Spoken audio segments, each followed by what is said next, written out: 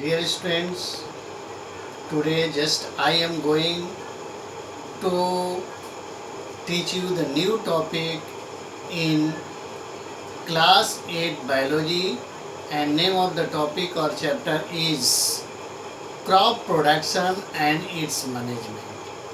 In this topic today I will teach you the heterotrophs, autotrophs, and what is the crop production, what is the crop, and what is the agriculture. Let us try to understand about it. Yes, all organisms need food for their growth and sustenance. Means जितने भी सजीव वस्तुएं हैं उनको भोजन की ज़रूरत होती है, और भोजन की ज़रूरत क्यों होती है? ग्रोथ के लिए, एंड सस्टेनेंस मीन्स सर्वाइवल के लिए. Plants can prepare their own food through the photosynthesis.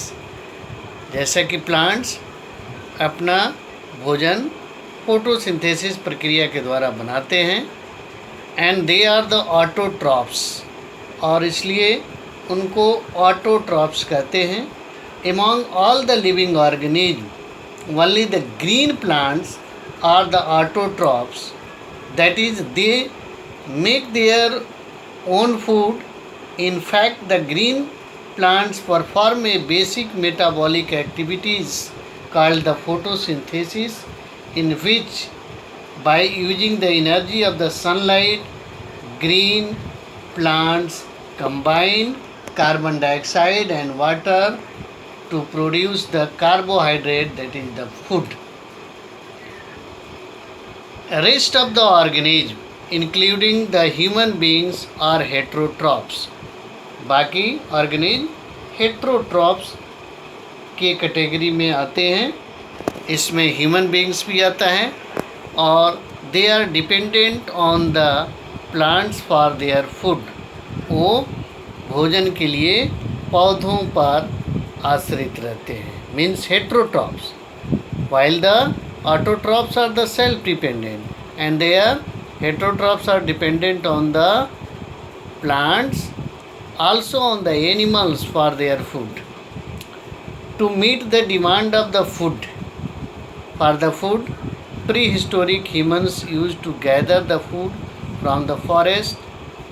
जैसा कि जो भोजन की डिमांड है उसको पूरा करने के लिए जो प्री हिस्टोरिक मैन जो थे क्या करते थे?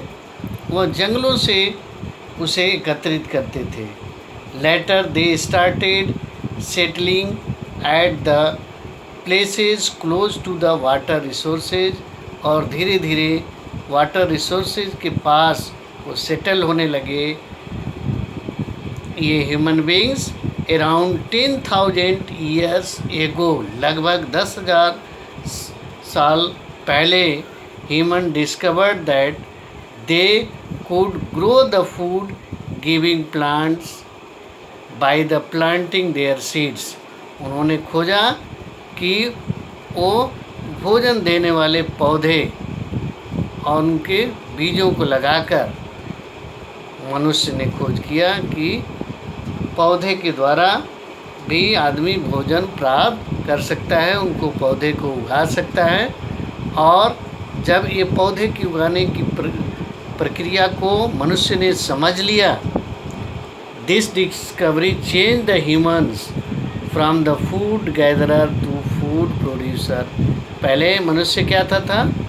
फूड गैदरर था, भोजन एकत्रित करता था जंगलों से.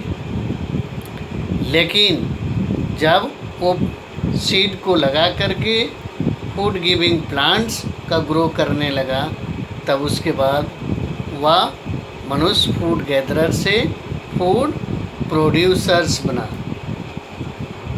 Now this activity gradually became more and more systematic, and the practice of cultivation of the crop started. यह जो एक्टिविटी है फूड प्रोडक्शन का धीरे धीरे अधिक सिस्टमेटिक होते गया, सुव्यवस्थित हो गया. और practice of the cultivation crops started, और पौधे उगाने का काम शुरू हुआ। एक वर्ड यहाँ है crops. Many times there is the question in students mind, what are the crops, how we can define the crops. Crops are the plants grown in a community on large area. यानी crops ऐसे पौधे हैं जो समुदाय में, community में लगाए जाते हैं, बड़े एरिया में, बड़े क्षेत्रफल में। The cultivation of one type of plant on a large scale is called crop production. जैसा कि चैप्टर का नाम ही है क्रॉप प्रोडक्शन, और उसका डिफिनीशन यहाँ दिया हुआ है कि cultivation of one type of plant, एक तरह के पौधे को उगाना, ऑन ए लार्ज स्केल, बड़े पैमाने पर एक तरह के पौधे को उगाना ही क्रॉप प्रोडक्शन कहलाता है। The practice of cultivating land for growing crop is known as the agriculture. ये क्या है? Practice of cultivating land, land को कल्टिवेट करना पौधे को ग्रो कराने के लिए ही कहलाता है agriculture. Means agriculture is an applied science which deals with the mass production of the plants and animals useful to human beings, involving the soil cultivation and breeding and management of the crops and livestock, that is the domestic animals. The successive crop production depends upon understanding of how crops develop and grow, how various factors affect the growth and development of the crops, and how each factor can be modified or managed. Crop production is pertained to exploitation of the plant responses, that is structural and functional, within a soil and atmosphere environment to produce a high yield per unit area of the land. Such a target can be achieved by good farming practices and managing resources such as nutrients and water more effectively. At the same time, the human also started domesticating animals. Domesticating animals means जानवरों को पालना. Rearing of the animals for the food, भोजन के लिए, and for the other requirement, दूसरे ज़रूरत के लिए. मनुष्यों ने क्या किया? खेती करने के साथ साथ जानवरों को पालना शुरू किया, जिससे वो भोजन की और भरपाई और दूसरे ज़रूरत की चीज़ों के लिए. Agriculture now is not only growing food for people and animals, but also growing the plants for the requirement like the fibre, medicine, flowers, ornamental plants. मैंने मनुष्य ने पौधे लगाना शुरू किया, किस लिए?